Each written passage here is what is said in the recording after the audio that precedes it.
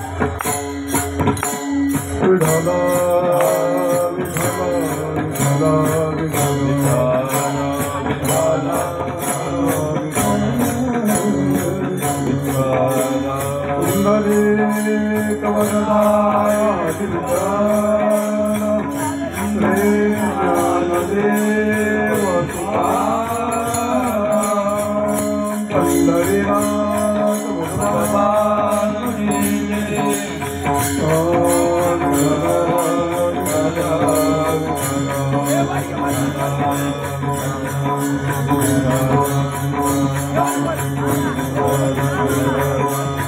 अरे बोला भजन करा भगवान का करी बेटाला बेटाला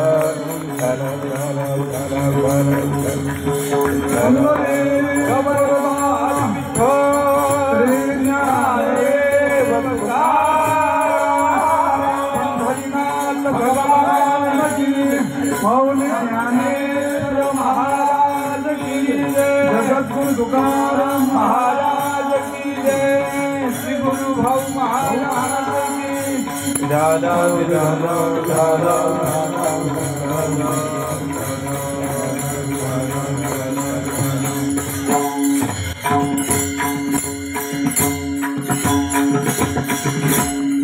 याद तरी यारे लागे अवघे माझ्या मागे मागे आज देतो पोट भरे पुरे म्हणाल तोवरी हळू हळू चाला कोणी कोणासे न बोला आज देतो पोट भरे पुरे म्हणाल तोवरी तुका म्हणे सांडा घाटे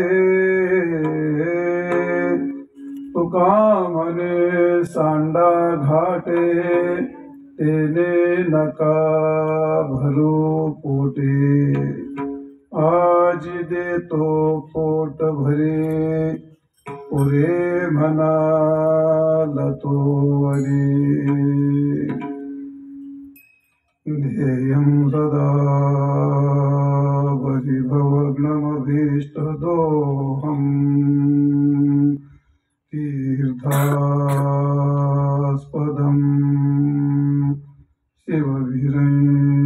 शिववीरचिनुतं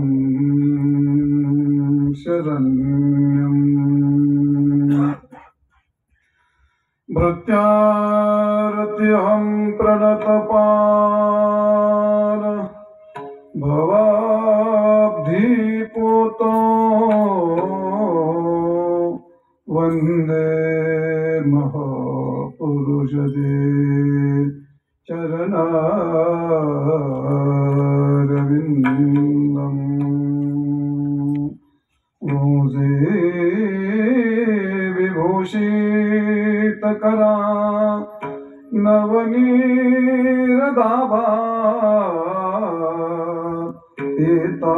पीतांबर दरुणबिंबफलाधरोडात पूर्णेन्दु सुंदर मुखादरविंद नेत्रात कृष्णात्तरं किमपि तत्त्वमहं न जाने। जय जय श्री राधा रमण जय जय नवल किशोर जय गोपीचित चोर प्रभु जय जय माखन जोर माझीवाणी तुझे वर्णी गुण माझीवाणी तुझे वर्णी गुण माझीवाणी तुझे वर्णी गुण माझीवाणी तुझे वर्णी गुण अर्थ देई प्रेमा कालिका अर्थ देई प्रेमा कालिका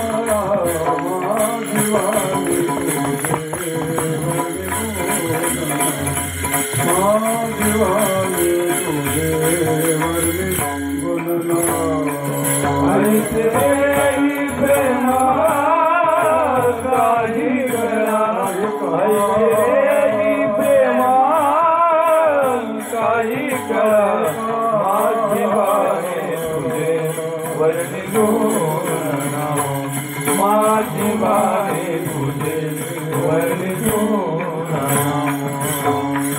याल तरी यारे लागे अवघे माझ्या मागे मागे आजे देतो पोट भरे पुरे म्हणाल तो वरे. प्रस्तुत सेवेकरता घेतला अभंग संत श्रेष्ठ वैराग्यमूर्ती जगद्वंद्य जगद्गुरु श्री संत तुकाराम महाराज यांचा हा 4 चरणातला काला प्रकरणातील अत्यंत उत्तम गोड आणि चिंतनीय अभंग सेवेकरता निवडला आहे. तुकाराम महाराज या अभंगात असं म्हणतायत, याल तरी यारे लागे अवघे माझ्या मागे मागे.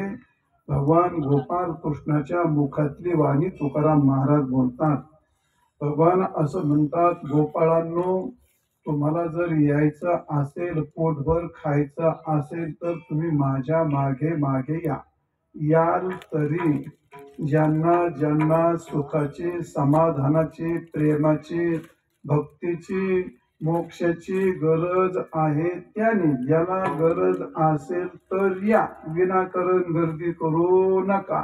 याल तरी या, आणि नुसते या नाही, उठत बसत नका येऊ, लागे या, सलग या, जलद या, क्षणाचा विलंब न करता या. याल तरी या रे लागे.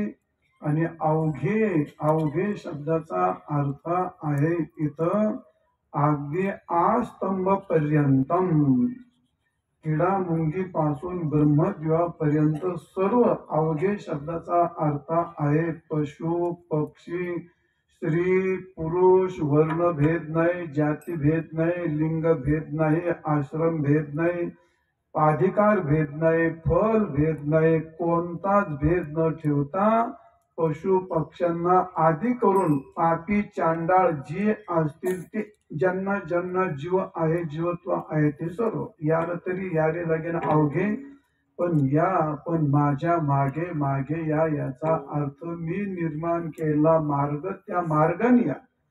ममय आज्ञा काय, ममय आज्ञा श्रुती स्मृती, स्मृती स्मृती ममय आज्ञा.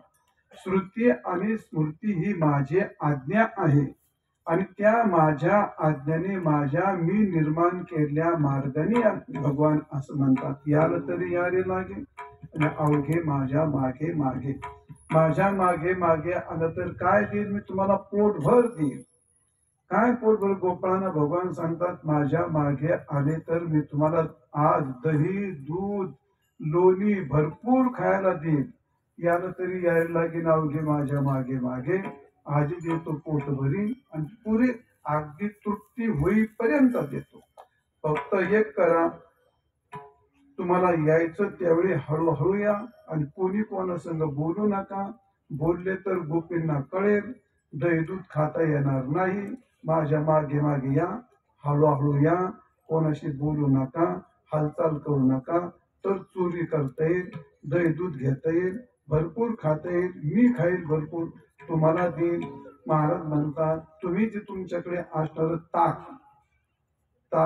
खाटा, कन्या सगळं टाकून द्या. तुम्हाला आज लोण्याचे गोळेच खायला देतो. तो का म्हणे, सांडा घाटे तेही नका भरू पोटे. हा असा स्थूल अर्थ आहे, पण त्याचा शास्त्र दृष्टीने, अध्यात्म दृष्टीने एवढाच अर्थ होत नाही. एवढाच अर्थ घेता तर भगवान सांगतात, गोपाळांना माझे मागे या आणि तुम्हाला दही दूध दोन्ही खायला देतो. एवढे करता मार लागून येत नाही, बाकीच्या दुसऱ्या शब्दाची संगती लागत नाही आणि म्हणून याचे 2 अर्थ होतात. भगवान गोपाळांना सांगतात, माझ्या मागे या, तुम्हाला दही दूध दोन्ही भरपूर खायला देतो. हळूहळू चाला, कोणाशी बोलू नका, मग तुम्हाला खायला देतो. आता याच्यावरती बरंच मोठं विश्लेषण आहे. भगवान तेवढे, तुकाराम महाराज एवढ्या करतात, अभंग लिहितील का? दही दूध एवढं खायला मिळत नाही का? आजही मिळतात. पण अध्यात्माचा अर्थ असा आहे, महाराज म्हणतात, मी निर्माण केलेल्या मार्गाने या, मी तुम्हाला पोटभर देतो. पोट कधी भरत नसतं, जे भरतं त्याला पोट म्हणत नाही. परंतु मनाचं हे आणि शरीराचं हे पोट आतापर्यंत जगात कोणाचं कशानेच भरलं नाही. भरलं तर ते मनाचं पोट भक्ती प्रेमाने ब्रह्मज्ञानाने भरतं. म्हणून भगवान सांगतात, तुम्हाला मी आज पोटभर देतो. आणि मग हळूहळू चाला याचा अर्थ परमार्थामध्ये घाई करायची नाही. शनै शनै रूपरवेद या पद्धतीप्रमाणे या, मग मी तुम्हाला भक्ती प्रेम ब्रह्मज्ञान देतो, तुमचं पोट भरणार आहे.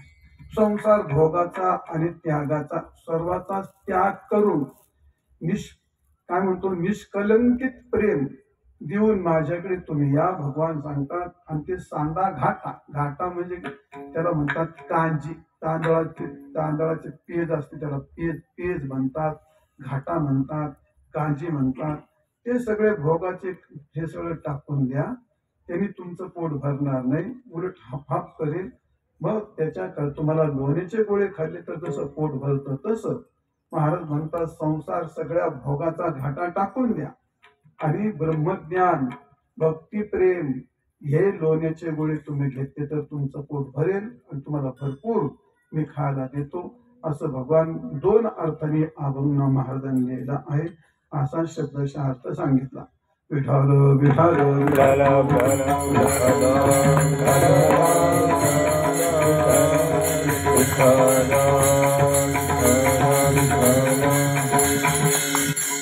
याल तरी यारे लागे अवघे माझ्या मागे मागे, आजे देतो पोट भरे पुरे म्हणाल तो वरे. प्रस्तुत चालला अखंड हरिनाम सप्ताह. परमपूज्य गुरुवर्य वेदांताचार्य ब्रह्मीभूत वैकुंठवासी जेवढे विशेषण लावे तेवढे भाऊंना विशेषण कमी पडतात. असे गुरुवर्य भाऊंची 9वी पुण्यतिथी 9 वर्ष झाले. डोकं बंद पडण्यासारखीच गोष्ट आहे राव. 9 वर्ष कधी होऊन गेले तरी कळत पण नाही. 9 वर्ष होऊन गेली. भाऊंची 9वी पुण्यतिथी आहे. म्हणजे 9 वर्ष संपलंच ना आता. 9वी म्हणजे 9 वर्ष संपलं. तर 9 वर्ष आपण कार्यक्रम करीत आलो.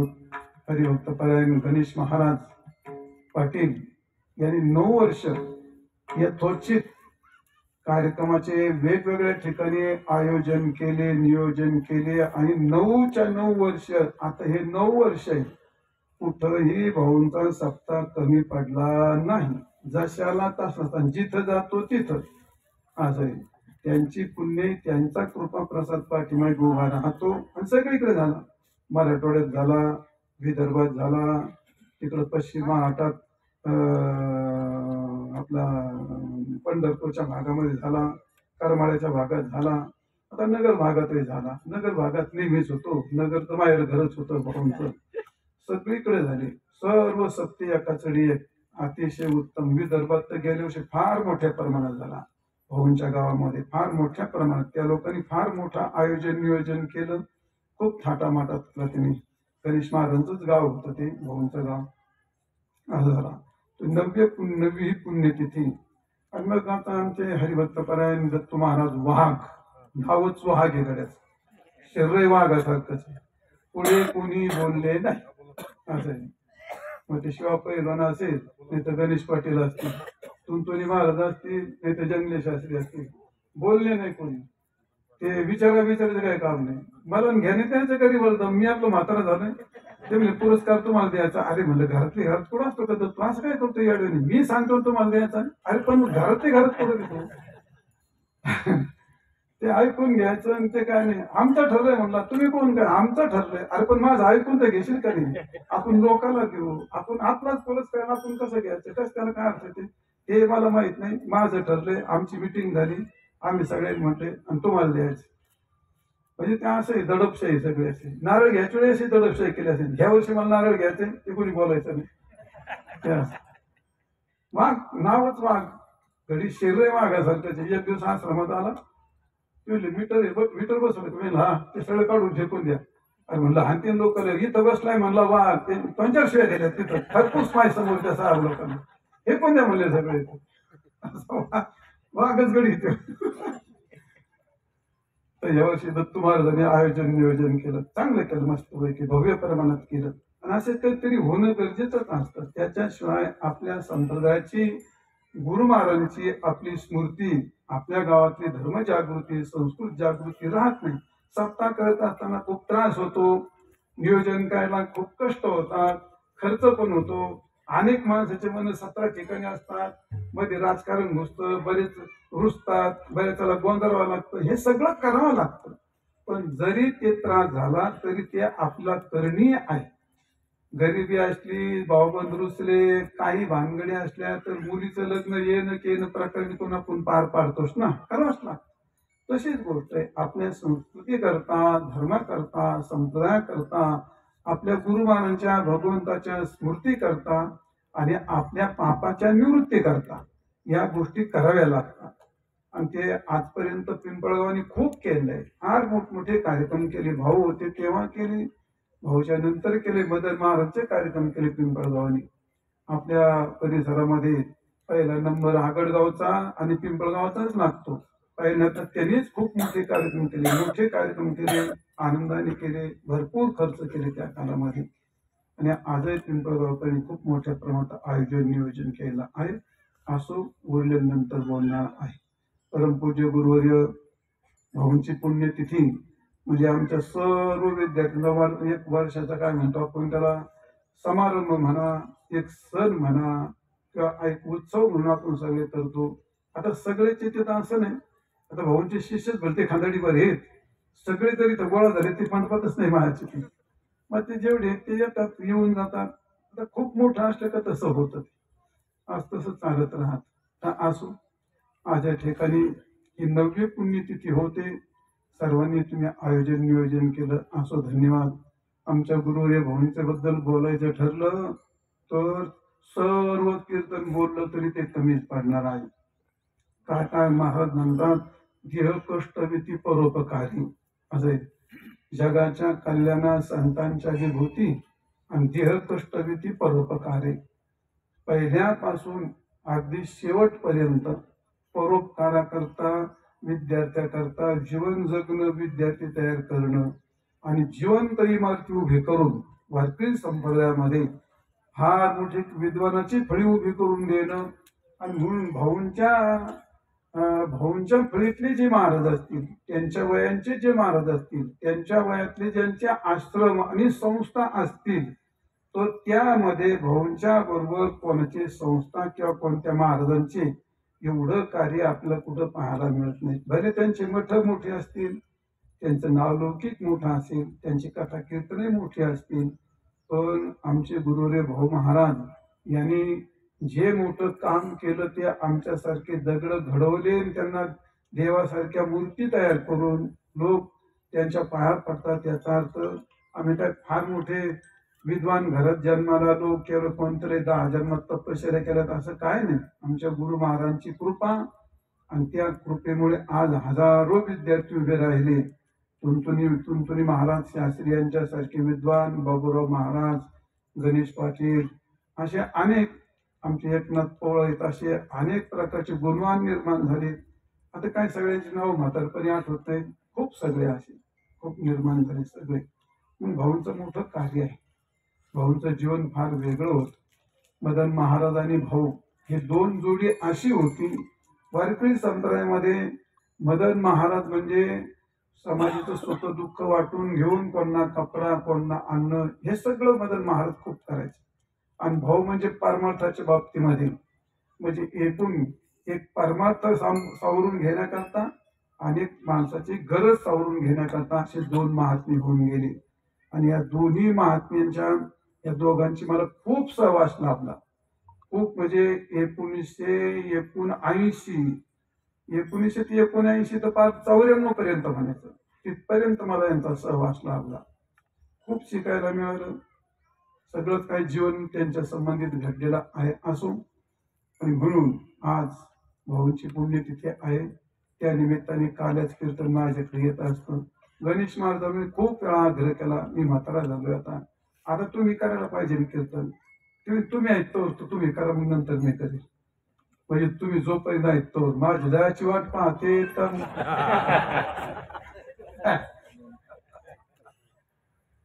त्यांचं प्रेम आहे. चला मी ऐकतो. ती 2 वर्ष झाली तेव्हापासून त्यांच्या मागे लागले. तुम्ही करा, मी येऊन बसतो ना कीर्तनाला. काय बाबूराव महाराज पुढे या, हो बाबूराव महाराज इथं झालं म्हणजे ते आम्हाला लोक फार पुढे या. पण बसायचं तिथे येतं जवळ तरी बसा तरी.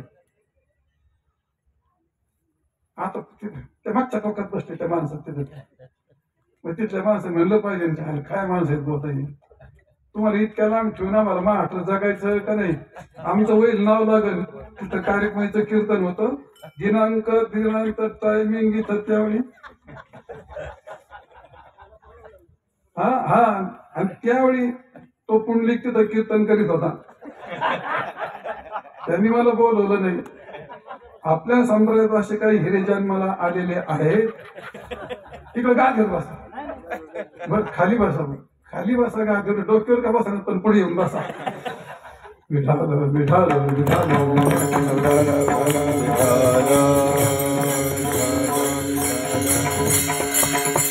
आताच तुमचं नाव सांगितलंय गुरु महाराज तुमचे महाराज आमचे गुरु रे भाऊंचे विद्यार्थी विद्वान विद्यार्थी तुमची यादी सांगितली. आता थोडस कीर्तन करतो. पुढचे बरेच कार्यक्रम आहेत. असो याल तरी यारे लागे अवघे माझ्या मागे मागे माझे देतो पोट भरे पुरे म्हणाल तो वरे. तुकाराम महाराज या अभंगामध्ये भगवान गोपाल कृष्णाच्या मुखातली भाषा बोलतात. भगवान गोपाळा सांगतात याल तरी यारे लागे. याल तरी यारे लागे ज्यांना यायचं असेल ते. कोण त्याला जिज्ञासू असं म्हणतात. परमार्थामध्ये जिज्ञासा फार मोठी महत्वाची असते. जिज्ञासा असेल तर भक्ती घडते. जिज्ञासा असेल तर तत्वज्ञानाचं श्रवण होतं. जिज्ञासा असेल तरच सेवा ही घडते. म्हणून जिज्ञासा ही फार महत्व. याल तरी यारे लागे जर यायचं असेल तर. जसं बळजबरीने काही केलं तर त्याचा विपरीत अर्थ होतो व्यर्थ जातं. त्याप्रमाणे परमार्थातही बळजबरीने जर केलं तर त्याचा फारसा उपयोग होत नाही. असं लहान लहान मुलं असतं आणि आई त्याला दूध पाजते चमच्याने पाजते किंवा स्तनपान करते. त्या कालामध्ये त्या मुलाला जर भूक असली तर ते हाताने धरून वडीत घटाघटात पितं. भूक नसलं का पुरक्या वाजित तोंडातून बाहेर फेकीत तोंड इकडं तिकडं करत. तसलाच प्रकार असतो. बळजबरीने परमार्थ करायला लावला तर तसं तो पुरक्या वाजितो. आणि जिज्ञासा जर असेल तर ओढून हिसकून घेतो. त्याकरता जिज्ञासा ही फार ब्रह्मसूत्रात पहिलं सूत्र आहे. अथा तो ब्रह्म जिज्ञासा. पहिली गोष्ट जिज्ञासा पाहिजे. छोटी मोठी कशी का होत नाही. इच्छा असेल नंतर तीव्र इच्छा होईल. जिज्ञासा असेल नंतर तीव्र जिज्ञासा होईल. पण जिज्ञासा असणं गरजेचं आहे. म्हणून भगवान सांगतात याल तरी जर यायचं असेल तर या. आणि कसं या लगोलग या. परमार्थ करीत असताना माणसाने आपण त्याला काय म्हणतो शुभस्य शीघ्रम. ज्या कालामध्ये एखादी मंगल भावना मंगल कामना झाली त्या कालामध्ये त्याला विलंब न करता तत्क्षणी ताबडतोब त्यात प्रवेश केला पाहिजे. तर त्याचं फल. विलंब करता विघ्न ओढवेल. म्हणून परमार्थ आजचा उद्या नाही टाकतो माणसाने. ज्याच्या क्षणी त्याच क्षणी करावा लागतो. उद्या करू म्हटलं का जमत नाही. तुकाराम महाराज म्हणतात करावे तातडे परमार्थ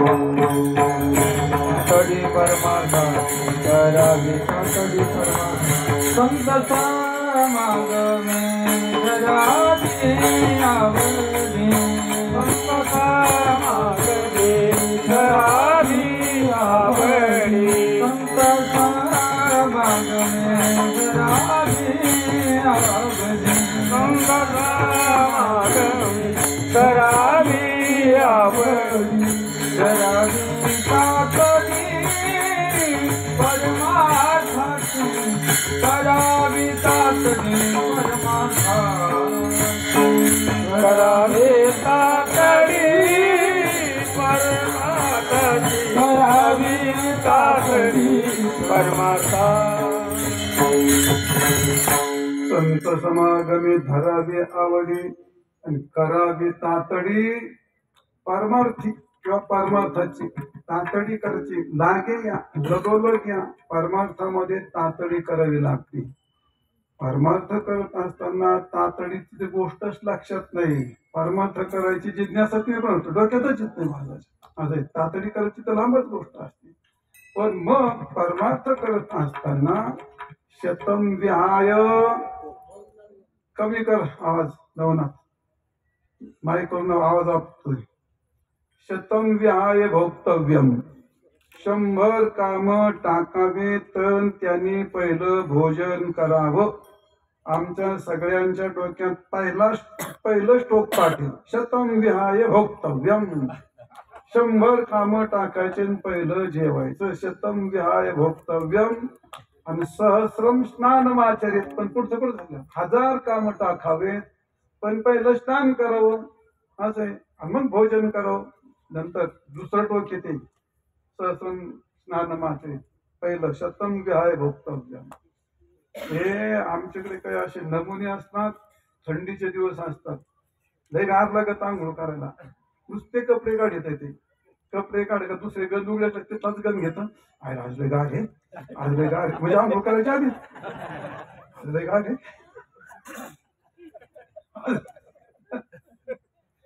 सहस्रम स्नानाचं तसं ते काम बिम गेले टाकून त्या सहज लय गार आहे. पोर म्हणजे महाराज गेली आंघोळच नाही केली, तेव्हा काय केस पहा म्हणलं माझी वलीत म्हणलं.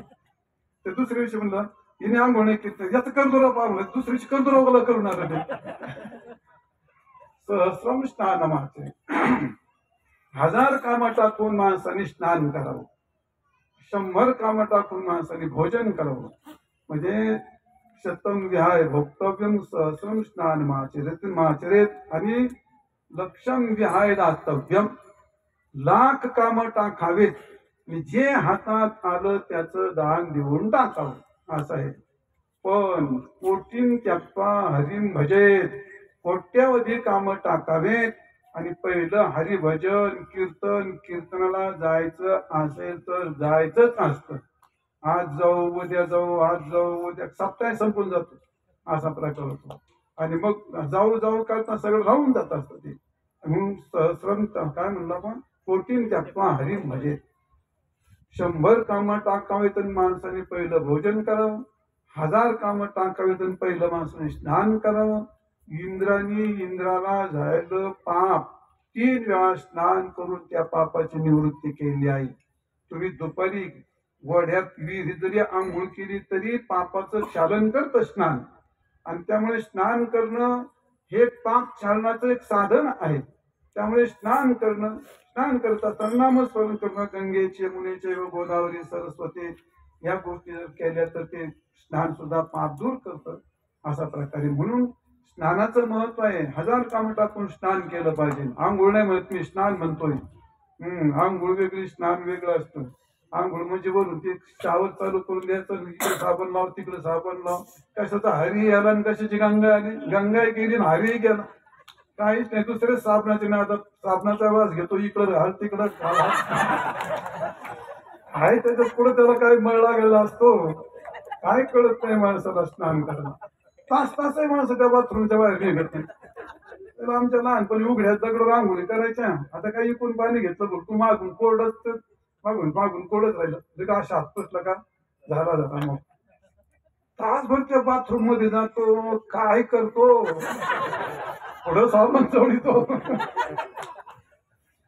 त्याला काय स्नान म्हणतात का? अरे स्नान पहिली गोष्ट तांब्या डोक्यावरती घेतल्यावरती हरिपाठ सुरू झाला पाहिजे.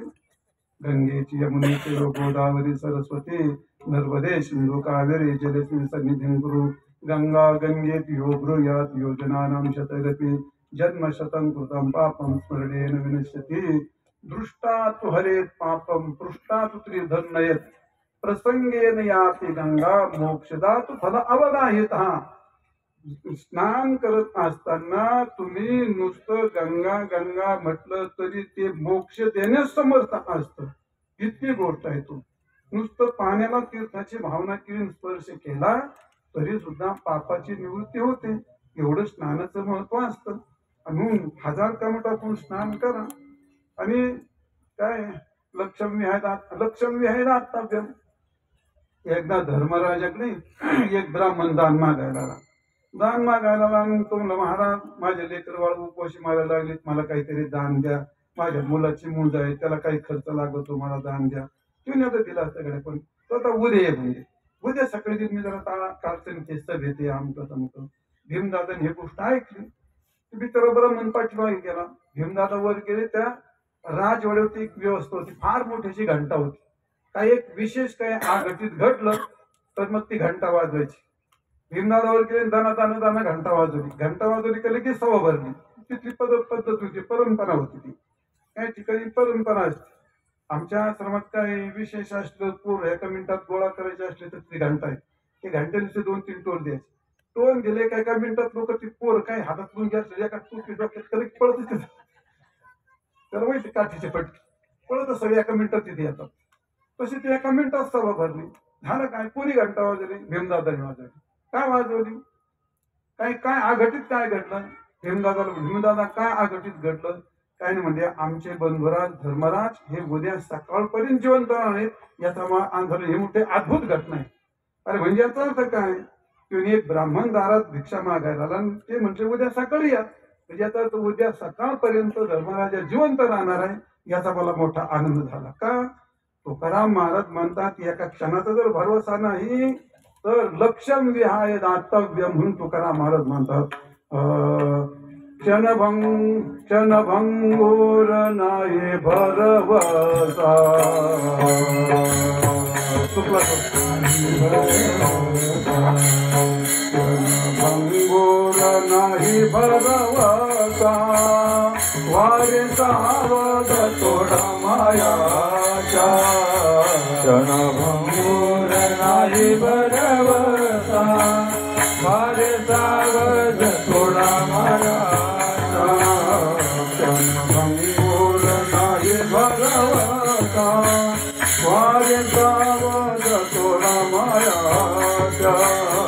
क्षणभंगुर नाही भरवसा.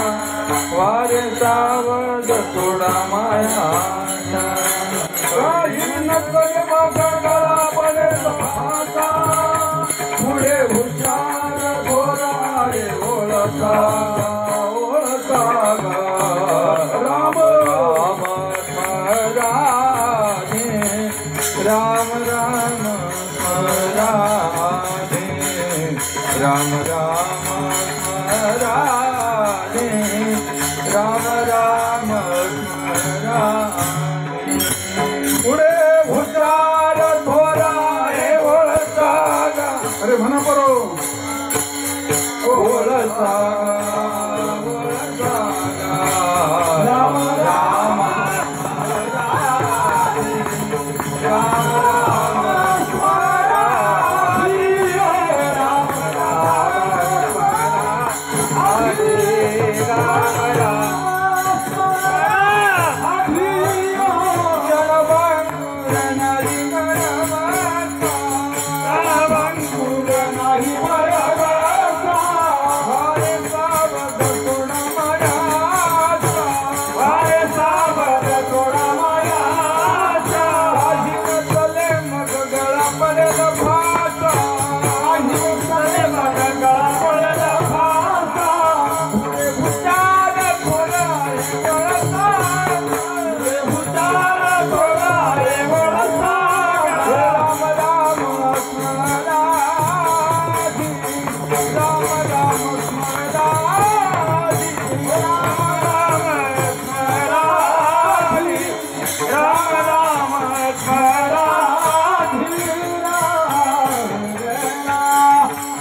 क्षणभंगुर नाही भरवसा.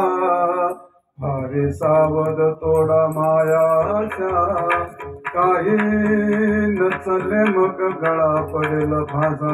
पुढे हुशार थोरा हे ओळखा. क्षणभंगुर नाही भरवसा. आपल्या जीवनाचा क्षणाचाही भरोसा नाही म्हणून महाराज म्हणतात याल तरी याले लागे. लवकर लवकर या. क्षणाचा भरोसा नाही, क्षणभंगुर नाही भरोसा असा आहे. माशी पाक पाखडे तव हे सरे असे. काय काळा नळाची तोंडी घातली लोण्याची उंडी आणि माशी पाक पाखडे तव हे सरे असं आहे. नाशिवंत देह भरपूर आपण बऱ्याच वेळा त्या ऐकतो. जाऊ द्या. म्हणजे सुज्ञ माणसाने शहाण्या माणसाने हा परमार्थ करत असताना त्या क्षणी करावं, ज्यावेळी संधी त्यावेळी लगेच करावं म्हणण्याचं तात्पर्य आलं तरी अरे लागे.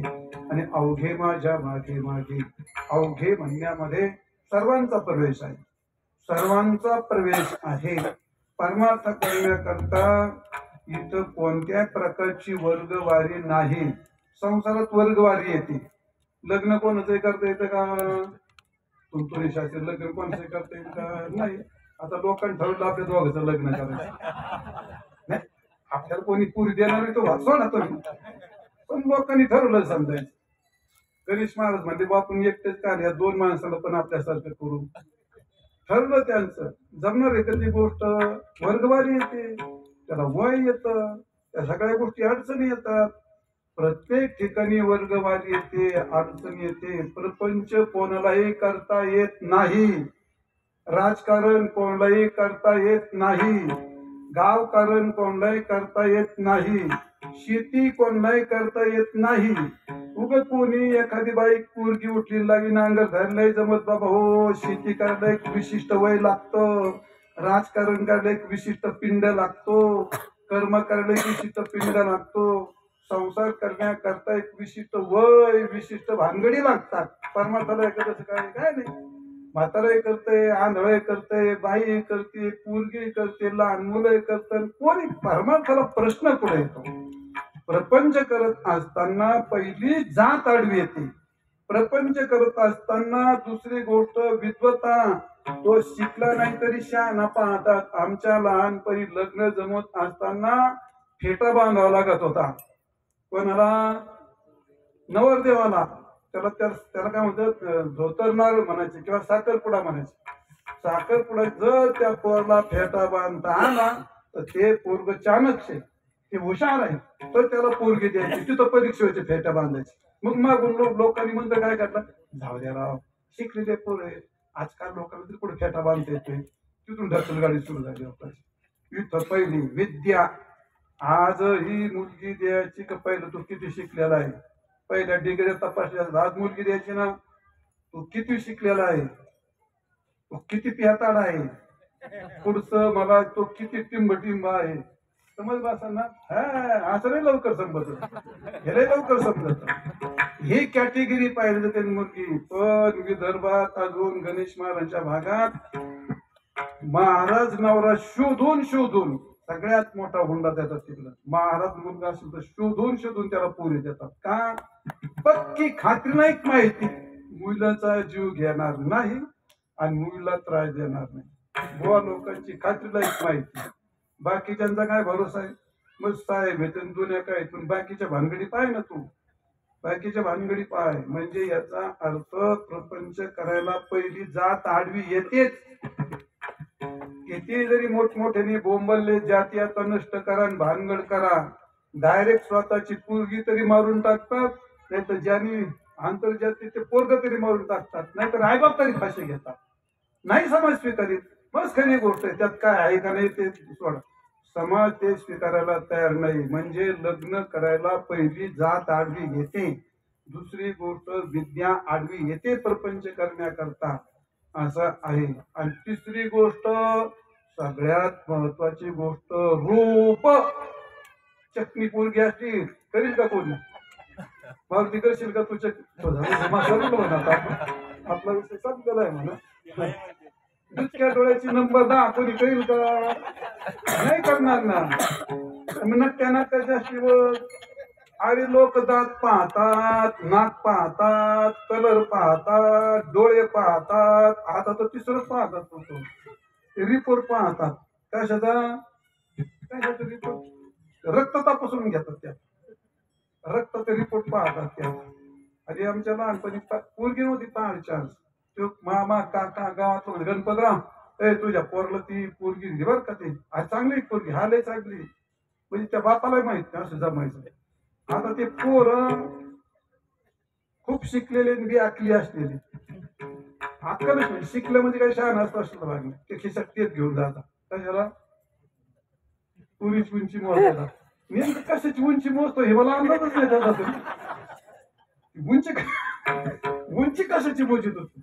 आणि मग त्याची उंची म्हणजे नाही बाबा 1 इंच कमीच आहे, 12 इंच कमीच आहे. लग्न कशून मोडत आहेत ते 1 इंच कमी आहे, 8 इंच कमी आहे. मग वरपा पहिला मूर्खपणा आपला आणि आपल्या समाजाचा मूर्खपणा.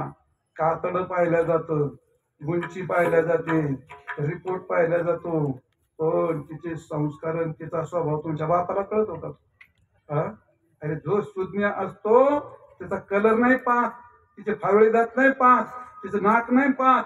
शहाणा मनुष्य पाहतो तिची आईन तिचं वर्तन आणि तिचा स्वभाव पाहतो, पण त्याला शहाणा म्हणतात. पण हे मूर्ख आम्ही काय झालं 2 महिने 4 महिने तिकडे वाकडं तिकडे होऊन मोकळे होऊन जातात. मुद्दा असा आहे, रूप आडवं येत. प्रपंच कला पहिली जात आडवी येते, विद्वत्ता आडवी येते, रूप आडवं येत आणि रूपाच्या नंतर रूप आडवं येतं आणि त्याच्या पुढचा मुद्दा काय येतो, वंश आडवा येतो. कोणत्या वंशाला चालतंय का ते? आपल्याकडे तरी आता इधर उधर झालंय आपल्या भागामध्ये. विदर्भात जा तुम्ही, विदर्भातील खानदेशीचे लोक लय कट्टर आहेत महाराज, लय खतरनाक. त्या अजून त्यांनी ते जशाला तसं ठेवलं. ते जुने आता मी तुम्हाला सांगितले असते गमती, ते गावाचं चक्र आहे ना, ते तसंच ठेवलंय त्याने. ते ठराविक माणसं ठराविक ठिकाणी, ठराविक जागा ठराविक ठिकाणी, ती भानगडच नाही अजून काही, जशाला तसं ठेवलंय. ते वंशाची गोष्ट येते, असा प्रकार आहे. आणि मग प्रपंच करत ते शोधतो पाहतात नाही का, टाळ्या वाजणार म्हणून त्याला कोण पोरगी निघते अशी कुठं येते का ते? त्याला शोधतो पाहायला जातं. मी तुम्हाला एवढी यादी कामातली तुम्हाला परमार्थामध्ये ही गोष्ट संभवतच नाही. प्रपंच करणाऱ्या माणसाला जात आडवी येते, वय आडवं येतं, विद्या आडवी येते, रूप आडवं येतं, धन आडवं येतं, ते वंश आडवा येतो, सुरत्व आडवं येतं. परमार्थात याची कशाचीही गरज नाही. एका ग्रंथकाने असं वर्णन केलंय, व्याधस्याचलं ध्रुवस्य चवयो विद्या गजेंद्रस्य का उपजाया किम नाम रूपाधिकं किं तत्सुदानोधनं वंशक्तो विदुरस यादव पते रुग्रस्य किं पौरुषं भक्त्या तुष्यति केवलं न च गुणैर्भक्ति प्रियो माधवा व्याधस्य आचरणं. परमार्थ करत असताना आचरणाचा विचार केला जात नाही. पाप्यातला पापी अष्टात तुकाराम महाराज म्हणतात, चाल केलासी मोकळा बोल विठ्ठल वेळो वेळा, तुझं पापच नाही ऐसे आणि नाम घेता जवळी वसे. साधू संतांनी भगवंतांनी पाप्यातले पापी, दुराचारातले दुराचारी, चांडाळातले चांडाळ सगळे तीर्थांनी टाकला, क्षेत्रांनी टाकला, धर्माने टाकला, सर्वांनी टाकून नेल्याचा स्वीकार केला साधू संतांनी आणि भगवान नाम भक्तीने. अशी गोष्ट आहे. म्हणून आचरण नाही पाहिल्या जात महाराज परमार्थात. म्हणजे याचा अर्थ किती पापेचे उदाहरण तुम्हाला, व्याधस्य आचरण, त्याचं काय आचरण होतं? नामदेव महाराजांनी महाशिवरात्रीच्या कथेमध्ये त्या पारद्याचं वर्णन केलं आहे. काय आचरण त्याचं? काय आचरण नव्हतं. परमार्थामध्ये दुराचार्य असला तरी त्याला परमार्थ करता येतो. तुकाराम सकळाशी येथे आहे अधिकार. कलियुगे उद्धार हरिचंद्र, कलियुगे उद्धार हरिचंद्र, कलियुगे उद्धार हरिचंद्र. सकळाशी येथे आहे अधिकार, सकळाशी येथे आहे अधिकार.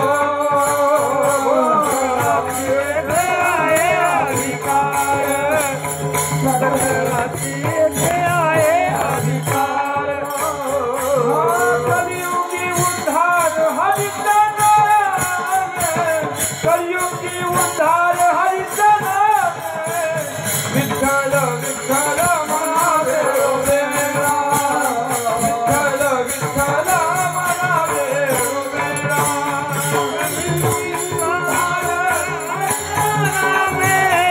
कलियुगी उद्धार हरिचंद्र, विठ्ठल विठ्ठल म्हणावे उभेरा, विठ्ठल विठ्ठल म्हणावे उभेरा.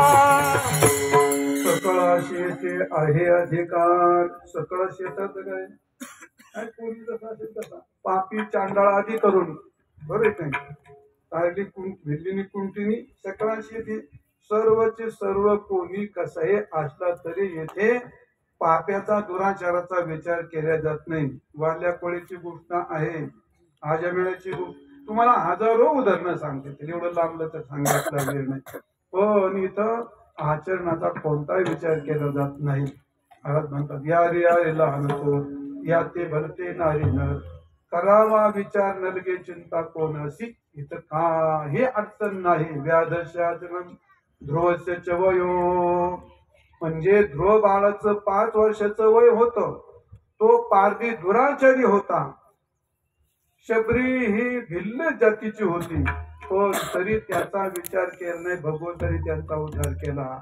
आणि ध्रुवशेच वय ध्रुव बाळाचं वय 5 वर्षाचं वय होतं, पण त्याला थोडं भगवान भेटला. ध्रुवशेच विद्या गजेंद्र शेता हत्ती पशु त्याला कोणत्या प्रकारची विद्या होते म्हणजे गजेंद्रला विद्या नव्हते, ध्रुवाचं वय नव्हतं, पारद्याला आचरण नव्हतं, तरी सुद्धा त्यांचा उद्धार झाला. आणि म्हणून याचा अर्थ याल तरी यारे लागे नाव घे. जे असतील ते कुब्जाया किंवा नाम रूपाधिकम. ही कुब्जा दासी होती. आता तुम्हाला सगळं भागवत सांगावं लागेल. कुब्जा दासी तुम्ही ऐकलेलं आहे भागवत. वाकडी तिकडीच होती सगळी दासी. ती काही रूपाने धडाची नव्हती. भगवंताने स्पर्श केले होती, सुंदर झाली, तो भाग वेगळा. पण भगवंताने स्वीकार केल्याच्या नंतरच ना कुब्जा या किंवा नाम रूपाधिकम. तिचं नावही कुब्जा होतं, वाकडी, आणि दिसायला पण वाकडीच होते. पण तिला सुद्धा भगवंतांनी जवळ घेतलं उद्धार. कुब्जा आहे किंवा नाम रूपाधिकम. आणि किम सुदामनु धन. परमार्थ करण्याकरता धन लागत नाही. संसार करायला बंगला लागतो, गाडी लागते, अजून काय लागतं, अजून काय लागतं, त्याच्याकरता पैसाच लागतो. तसं परमार्थात तो प्रश्न येत नाही. आणि म्हणून सुदामा हा दारिद्र्याचा दारिद्र्य होता, तरी त्याला भगवान भेटला. अरे सुदामा ब्राह्मण कैसा दारिद्र्य पेला गोष्टी पोळे घेऊन या तुझ्या भेटीला गेला. शुद्ध भाव दे कोणी या गाव सुवर्णाचा गेला धर्म जागो सदैवांगा.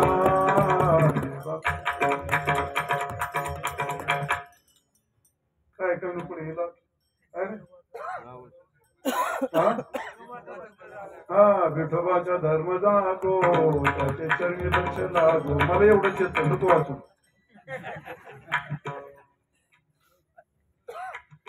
भगवान सुदामाचा शुद्ध भाव पाहिला, पण अत्यंत दरिद्रीचा दरिद्री हो भगवान.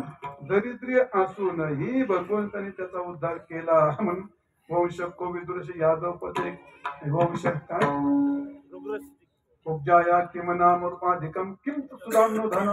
सुदामाकडे पुढे धन होतं, आणि पुढे काय वंश कोविदुरश. या त्या विदुर काकाचा कोणता वंश होता महाराज. विदुरदासी पुत्र प्रसिद्ध त्याशी आवडला गोविंद. पण तो वैष्णव माझे अति प्रसिद्ध कैचिन बिंदू म्हणा होतो. भगवंतांचा जो स्वीकार केला. दासी पुत्र असे. दासी पुत्र म्हणजे माहितीये का तुम्हाला. राजाची राणी असते दासी, आणि राजाची राणी असते, आणि तिच्या हाताखालची काय असते दासी असते. आणि दासीच्या हाताखाली असते त्याला बटकुर म्हणतात. आणि त्याच्या बटकुरच्या हाताखाली काय असते, काय असतं हा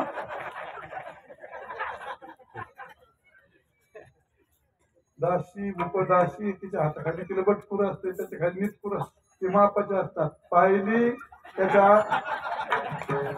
पाहिली असते, अर्ध्याला धुली म्हणतात, त्याच्या अर्ध्याला शेर म्हणतात, त्याच्या अर्ध्याला आठो म्हणतात, त्याच्या अर्ध्याला मिठो म्हणतात, आणि त्याच्या अर्ध्याला चित्त म्हणतात, आणि त्याच्या अर्ध्याला नक्त म्हणतात, आणि त्याच्या अर्ध्याला.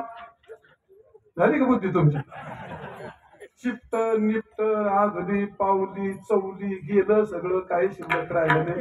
आता सगळं दुसरं झालंय. कागद हात ते कागद गेले नुसती माऊट मध्ये बटणं दाबले खुश. काय सांगत होतो. हा दाशी दाशी वेळ लक्षात राहायचे. कोणाच्या सगळं लक्षात होतं सर. ते देवाचं नाही लक्षात राहत. त्या दाशीचा पुत्र होता तो विदुर. पण विदुर एवढा दाशी पुत्र असणे भगवंताला प्रिय झाला. वंश को विदुरस्य.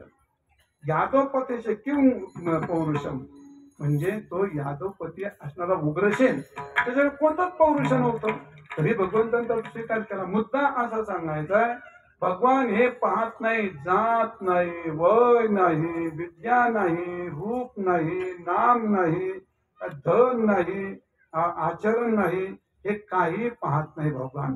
पण तो जसा असेल तसा भक्त्या तुष्यते केवलम नच गुणैहि भक्ती प्रियो माधव.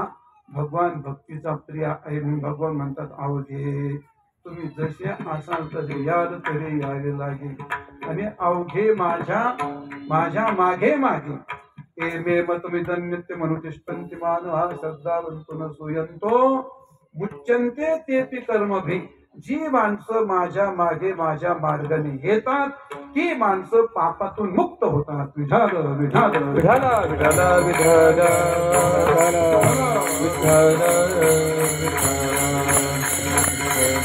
हो, जीवन जगत असताना संतांच्या मार्गाने जगा. भगवंताच्या संताचा भगवंताचा मार्ग एकच आहे. मी भेगाड्यासारखं जीवन जगण्यात काय तुम्ही काय पशु आहेत का? पशु आहेत काय आपण? माणसाने कोणतरी, अरे ती रेल्वे ट्रॅकनी चालते म्हणूनच मुक्कामाला पोहोचते, गाडी डांबरी डांबरी जाते म्हणून त्या गावाला जाते. उगाकडे भलत्याच ठिकाणी जर निघेल तर रेल्वे जायची नाही, गाडी जायची नाही. माणसाचं जीवन कुठतरी एका ठिकाणी सेट झालं पाहिजे. कोणताही देव धर, गणपती, दत्त, राम, कृष्ण, पांडुरंग, पण मार्गाने जीवन चाल. महाराज म्हणतात, रे नका जाऊ आडराणी आयशी गरजती पुराणे. पण अनंत जन्मातले कुत्र्याचे संस्कार घेऊन त्याच्या आईला मरायला झाले डंगरे तरी हाडकच तोडीत आहेत. 1000 कीर्तन ऐकलेत. अरे भास्कर बा झालं, आता पश्चाताप होऊ दे, दे सोडून. झाला गेलं गंगेत घोडे न्हाले, आता तरी निदान जंगले शास्त्री कीर्तनला बदलून दे, सोडून दे. काय नाही अर्थ त्याच्यामध्ये. अरे तुमसारखे कुत्र्यासारखे हाडकं फोडणारे तसेच आहेत आणि आमच्या सारखे भाकरी खाणारे तसेच आहेत. त्याने काय होत? पण नर शरीर वाया जाईल ना. थोडंफार परमात्मा चमचाभर काहीतरी पात्रात पडत ते सगळं आयुष्य वाया जाईल. आणि त्याने आताचे असे पेताडाला आणि खातडाला कधी कोण नमस्कार केलाय? त्याला काय संतांनी मान दिलाय का? त्याला शास्त्राने मान दिलाय का? त्याला धर्माने मान? जाऊ दे शास्त्र, बायको तरी मानते का तुझी? बायको तरी मानते का? मूर्खा तुला बायको पण जोड्याने मारते, समाज तुला बाजूला फेकून देतो. मग एवढं तुझ्या प्रत्यक्षातल्या असलेली गोष्टी बघ ना थोडीफार. आणि म्हणून इथं तरी जा, कोणतं तरी मार्गाने चला, कोणतरी मार्गाने चला. अरे काय माणसाने बिन नाजासारखे परंपरा सोडल्यात. घरातली परंपरा सोडली, संस्कृती परंपरा सोडली. आता तर काय विचारायचं काही कामच नाही महाराज. आता कार्याचे किंमत जास्त नाही सांगायला पाहिजे, पण जरा सावध व्हा. हे बघा, दावा नको, मंगळसूत्र नको, आमक नको, मंदिर थोतांड आहेत, हे पोट भरायची विद्या आहे. हे सगळे यांनी हे सगळे पोट भरायचे केले. हे कीर्तन कीर्तन हे पोट भरायचे धंदे उभे केलेत. हे लिहिणारे हे बोलणारे आहेत, पण हे फक्त बोलतय कोण? आतापर्यंत 100 वर्षाचा जर कोणी विचार, हे कोण बोलतय सगळं? हे कोण लिहितय? हे कोण बोलतय, कोण लिहितय? याच्याबद्दल कोणी बहुजन समाज आपला कधी लिहितही नाही आणि आपला बहुजन समाज कधी वाचतही नाही आणि कधी त्याच्यावर विचारही करत नाही महाराज. पण ह्या लिब्रांडो लोकांनी, हे माओवादी लोक, काँग्रेसी विचाराचे लोक, अजून टिंब कोणी आमके तमके डोळ्यापुढे मिनपालचे नाव, यांनी तुमच्यावर एवढा घाला घातलाय, आपले काही डोळे उघडत नाहीत महाराज. जागे व्हा, धर्म जपा, संस्कृती जपा. आपल्या देशाकरता हजारो लोकांनी प्राण दिले आणि आपल्या संस्कृती करता, धर्माकरता अनेकांनी पिढ्याची पिढ्या खपवल्यात. बऱ्याच लोकांच्या डोक्यात ते बामणाचा द्वेष घुसला, त्या बामला शिव्या देतात. अरे भल्या माणसं, कोणला शिव्या दिली नाही? कोणच काही संस्कृतीची जतक कोण आहेत? शास्त्राचे जतन करणारी कोण आहेत? ते काय कशा करता शत्रुत्व आहे? आमचे गुरु आहेत. आता एक दोन कोण बाद झाले म्हणजे त्याचा सगळ्यांनाच शिवेने ते करणार काय? संस्कृती जपणारे आपल्याला पूज्यच असतात. संस्कृती जपतात, शास्त्र जपतात, परंपरा जपतात, विद्या जपतात. ते धर्मांतरण आहेत, मार्गदर्शक आहेत. काही नास वाद पोटात गोळे उठायचे प्रश्न तो नाही. आम्हाला तो जातीचा प्रश्न आहे, व्यक्तीचा प्रश्न आहे.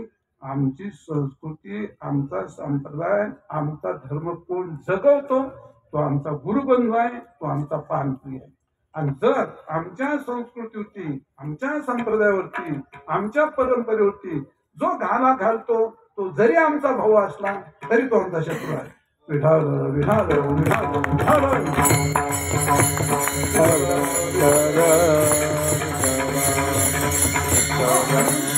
आपल्या संस्कृती करता, आपल्या धर्माकरता आपल्याला किंमत मोजावीच लागते.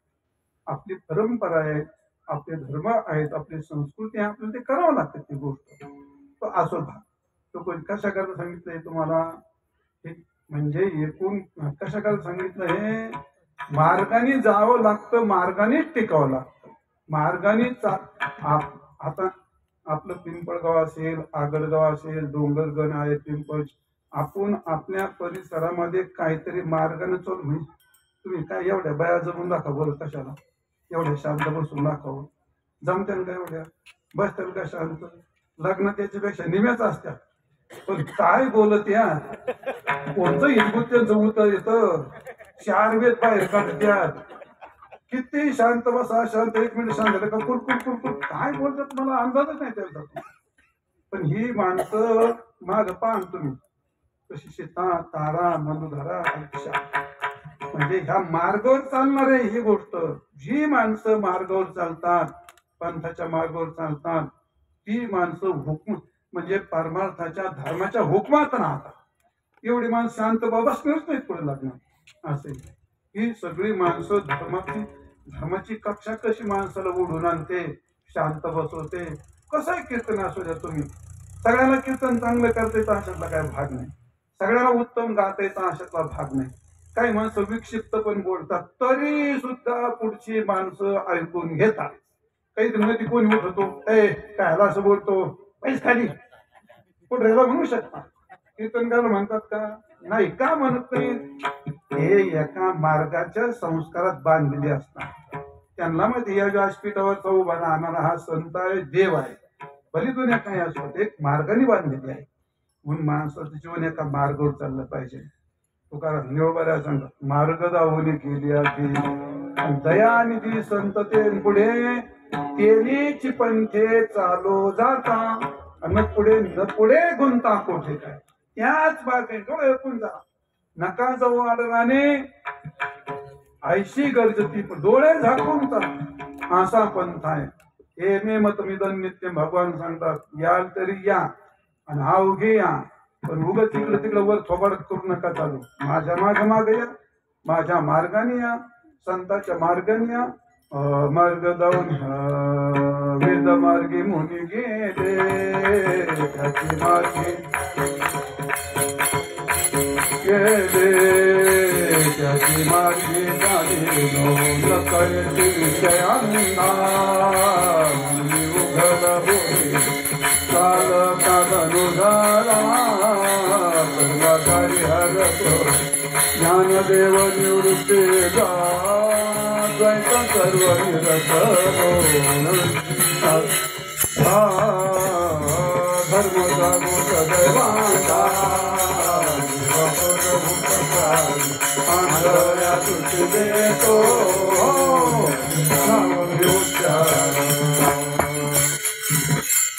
वेद मार्गे मुनी गेले, त्याचे मार्गे झाले. ज्ञानेश्वर महाराज म्हणतात, कोणीकडे वाकड्यासारखं जीवन जगायचं, कोणीकडे जीवन. त्यांनी काय होतं त्यांनी काय होत नाही. जीवन चाकोरीत बांधून घेतलं पाहिजे, तर त्याचा प्रपंच यशस्वी होतो आणि त्याचा परमार्थ यशस्वी होतो. आणि म्हणून वेद मार्गे मुनी गेले, त्याच मार्गे चाललो, न कळेची विषयांना म्हणून स्पष्ट बोलावं लागतं. असं बा, पुढे गेले त्याचा शोधित मार्ग, आणि चला जाऊ मार्ग. हेच आम्ही संपवतो विषय. मग भगवान सांगता, यार तरी यायला लगे नाव घे, माझ्या मागे मागे या. मागे मागे आलेल्यांचे पोट भरले, आणि जे बाजूला गेले त्यांचं कधी पोट भरलेलं नाही. भगवान सांगत, माझ्या मागे या, तुम्हाला पोटभर देतो. अभंगाच्या दुसऱ्या देतो पोट भरी, पोट भरी,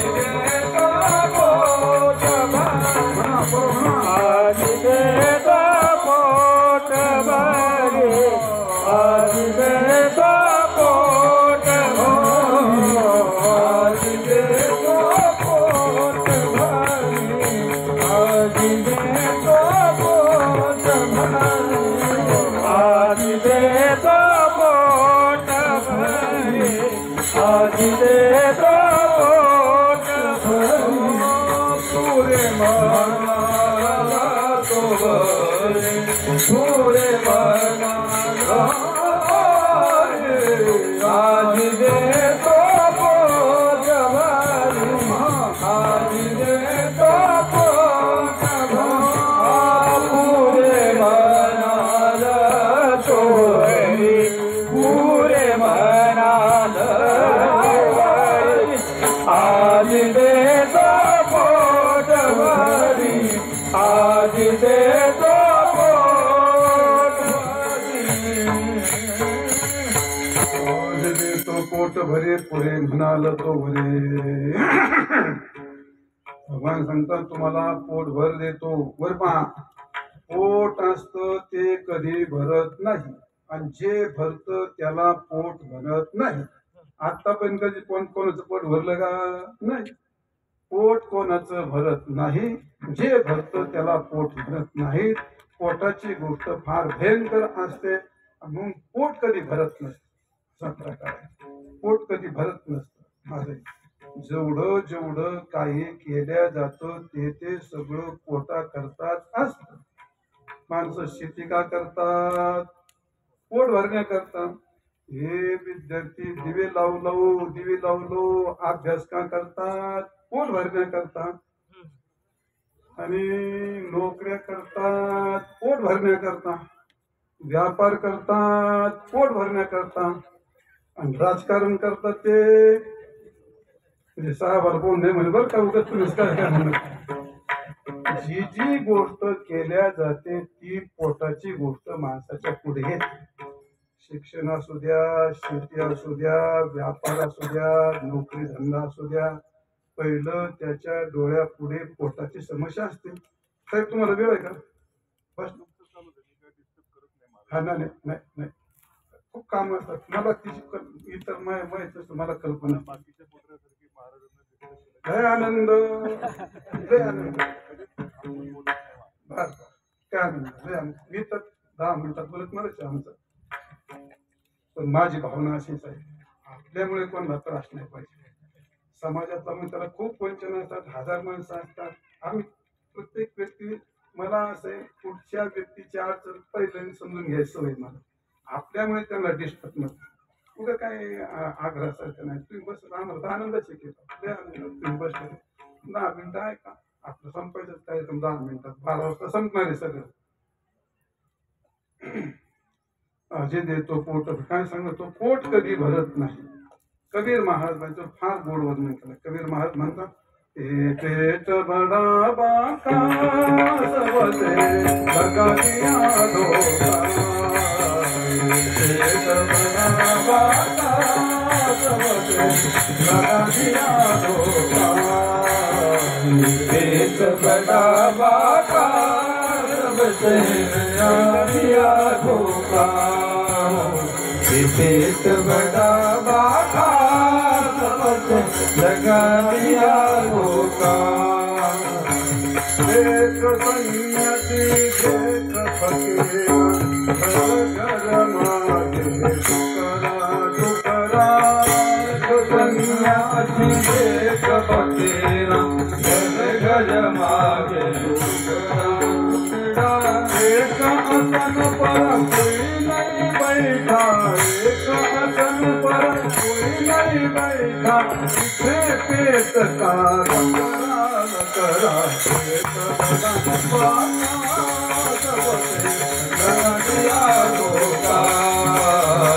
पेट बड़ा बाका सबसे लगा दिया धोखा.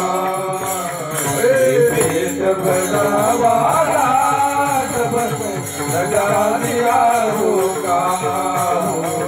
पेट बड़ा बाका सबसे लगा दिया धोखा. पेट बड़ा बाका सबसे लगा दिया धोखा. देख सन्यासी देख फकीरा घर घर मागे टुकरा टुकरा. अरे एक आसन पर कोई नहीं बैठा. पीछे पेट का लकरा. पेट बड़ा बाका सबसे लगा दिया धोका देख संन्यासी संन्यासी झाला तरी 12 स्तंभ दिमाग होतो तरी देख संन्यासी देख फकीरा घर घर मागे तुकारा एका आसन पर पोट कोणालाही एका जागेवर बसू देत नाही घर घर मागे तुकारा असं यही पेट से खात यही पेट से राव सिपाही यही पेट से मरते यही पेट से खातर आदमी मुलुक मुलुक सब फिरते फिरते पेट बड़ा बाका सबसे लग दिया धोका अनेक देशांतर फिरल्या जातो महाराज अनेक लोक कोण अमेरिकेला गेले कोण कॅनडाला गेले कोण आफ्रिकेत कुठं नाना ठिकाणी गेले काय केलं अरे नका वाचू काय केलं ते जाऊन पोटच भरलं दुसरं काय कुठेही जरी गेलं तर प्रश्न तेवढाच येतो अमेरिकेला गेला काय इंग्लंडला गेला काय ना अजून कॅनडा कुठंही गेलं तर करतो काय पोटच भरतो ना दुसरं कुठं काय म्हणजे यही पेट से राव सिपाही यही पेट से मरते आणि यही पेट से खातर आदमी मुलुक मुलुक सब फिरते किती मुलुखात फिरला तर प्रश्न एवढाच एक पोट भरणे पोट भरणे पोट भरणे पोट भरणे कहत कबीरा सुन भय साधू सब दुनिया से नेरा आणि पशु पंछी वही पेटने घेरा पशु गेला पक्षी गेला कोणी राव शिपाई सगळे असे तरी सगळे पोटाने घेरल्या जातात परंतु कधी आतापर्यंत जगात कोणाचं पोट भरलं असं कधी घडत नाही सप्तैताळिनी पर्यंते पूर्यमाना निनेकशः सप्तैताळिन पर्यंते पूर्यमाना निनेकशः स्वामी पयोधि उदरम कृपणाग्नोर यमोग्रहम 7 पदार्थ आहेत समुद्र कधी पूर्ण होत नाही मालकाचं पोट कधी पूर्ण होत नाही पोट कधी भरत नाही अजून अग्नी कधी शांत होत नाही यम त्याचं कधी पोट भरत नाही आणि अग्नी किती टाकलं तरी तो त्याचं कधी पोट भरत नाही आणि घर हजारो लोक आणून टाकून मेले त्या घरात पण घर कधी पूर्ण झालं नाही त्याच्यावर जास्त विस्तार करत नाही आणि म्हणून तुकवऱ्या सांगतात याल तरी यायला लागे अवघे माझ्या मागे मागे पण मी आज पोट भर देतो पोट त्यानेच भरतं प्रेमाने पोट भरतं समाधानाने पोट भरतं भक्तीने पोट भरतं ब्रह्मज्ञानाने पोट भरतं शरीराचं नव्हे मनाला पोट असतं शरीराला पोट असतं शरीराचं तर कधी भरतच नाही आणि या पोटा कारणे गा झालो पांगीला जना न कळेची माया बाप भेक नाही खंडना पुढारा म्हणती एक तया नाही करोना अनेक जन्म फिरत आला पण त्याचं पोट भरत नाही आणि म्हणून भगवान सांगतात गोपाळांनो माझ्या मागे या तुम्हाला पोटभर देतो भक्ती प्रेमाने माणसाच्या मनाचं पोट भरतं म्हणून त्याच्याकरता हळूहळू चाला कोणी कोणाशी न तुका म्हणे सांडा घाटे तेरे नका गुरु पुती विठोबार कुमारी विठोबार कुमारी विठोबार कुमारी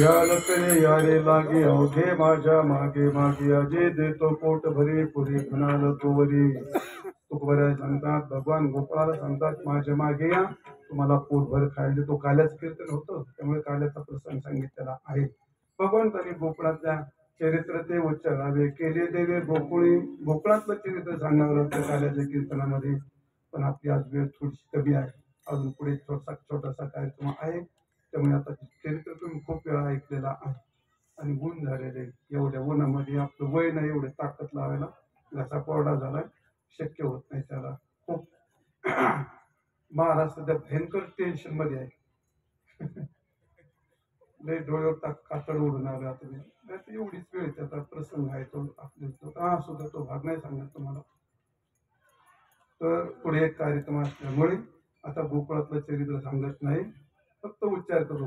काय चरित्र ते उच्चारावे, केले देवे गोकुळी.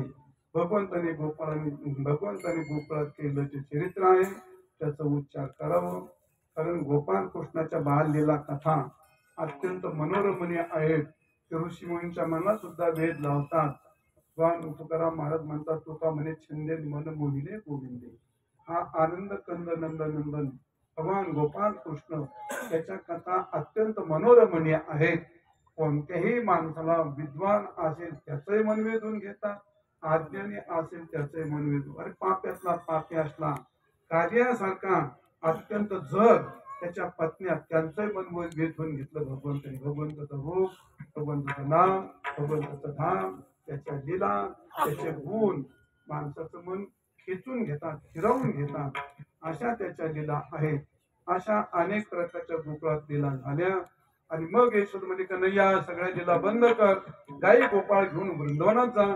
ठरल्याप्रमाणे भगवंताने गाई गोपाळ घेतले आणि वृंदावनात निघाले. गोधने चारावयाचा तो रंग पाणी. अशा काळात यशोदेने भगवंताच्या डोक्यात छोटा मुकुट घातलेला आहे, गळ्यामध्ये वनमाला घातल्या, दंडामध्ये बाजूबंद आहेत, हातामध्ये कड्यांगट आहेत.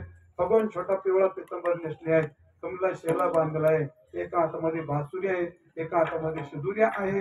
आणि भगवान असा गोपाळ गुराख्याचं रूप घेऊन भगवान गाई गोपाळांचा मेळा घेऊन वृंदावनाकडे प्रस्थान केले. नाथ महाराज म्हणतात, गाई गोपाळ सोंगडे वना, गाई गोपाळ सोंगडे वना, गाई गोपाळ सोंगडे वना, गाई गोपाळ सोंगडे वना, गाई गोपाळ गाई गोपाळ वना, गाई गोपाळ गाई गोपाळ सवंगडे वना, गाई गोपाळ सवंगडे वना, गाई गोपाळ सवंगडे वना, गाई गोपाळ सवंगडे वना, गाई गोपाळ सवंगडे वना, गाई गोपाळ सवंगडे वना, गाई गोपाळ सवंगडे वना. भगवान गाई गोपाळांच्या समेत वृंदावनात गेले आहेत. नाना प्रकारचे खेळ खेळलेले आहेत. खेळता खेळता गोपाळ म्हणजे कन्या खांदे भार पोटे भूक काय खेळायचे सो आणि म्हणून तिथं खाण्याचा रामकृष्ण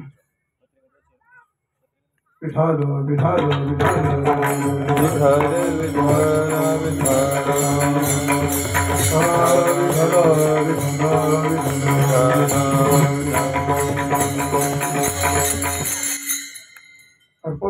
साहेब भारतीय सत्कार नाही केला, त्यांचं स्वागत नाही. बर चालेल, ठीक. आपले आमदार तनपुरे साहेब आपल्या कार्यक्रमाला उपस्थित राहिले, त्याबद्दल आपण त्यांचं स्वागत करतो. असं आहे, छान आहे. विठाल विठाल विठाल विठाल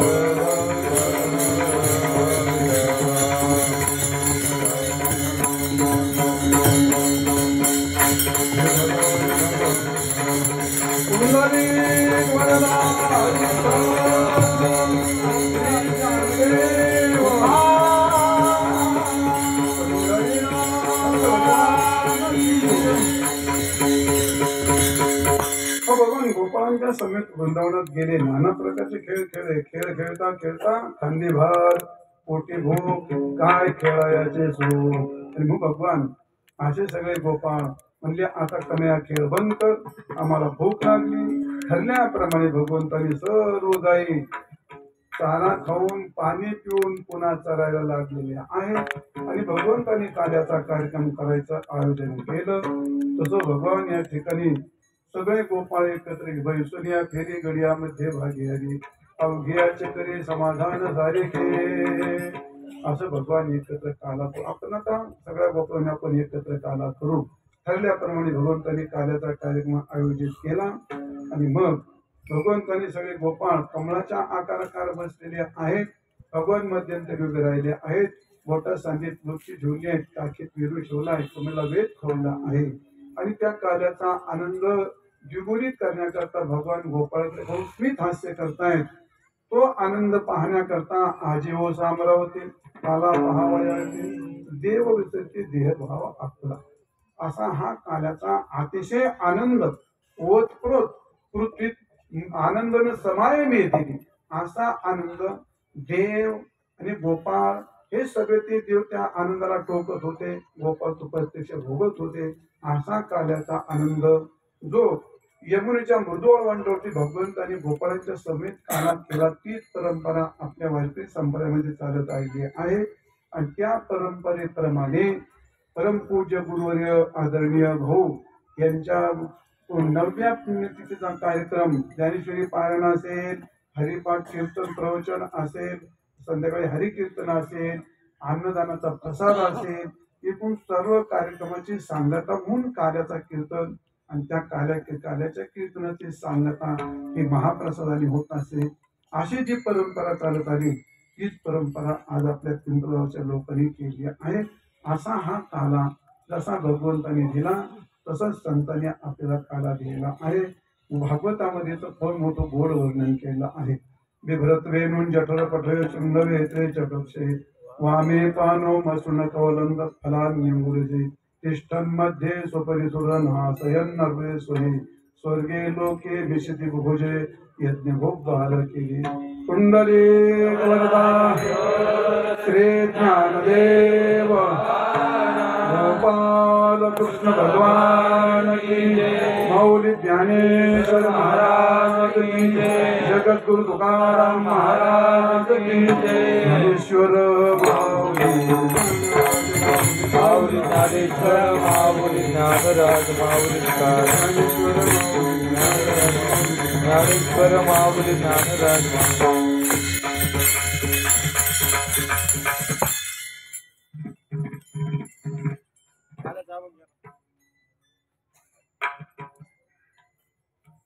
काल्याचा घेतो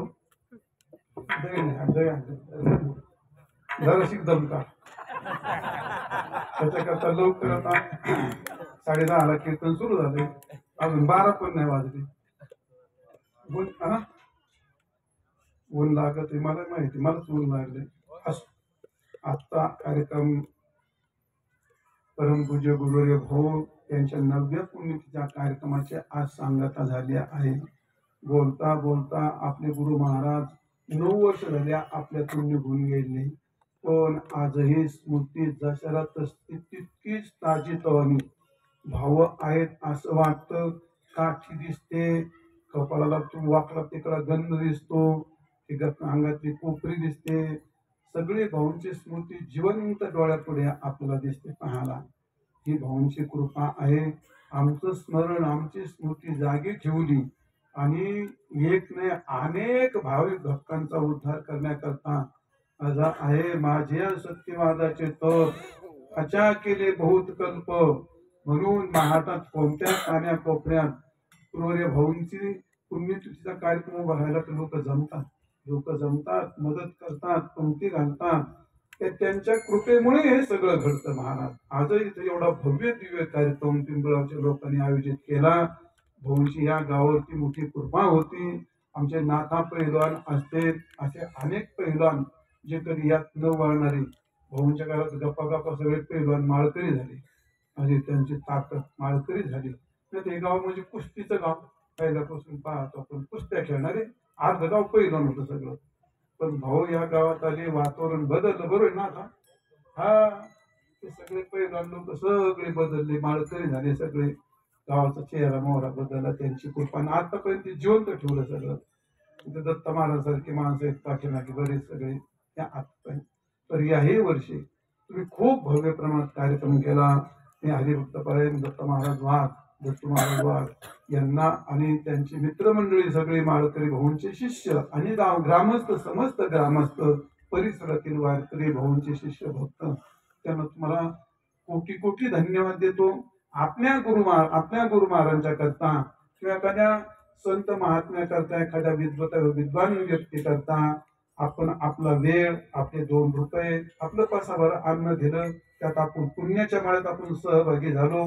तुमच्यासारखे भाग्यवान तुम्हीच आहात.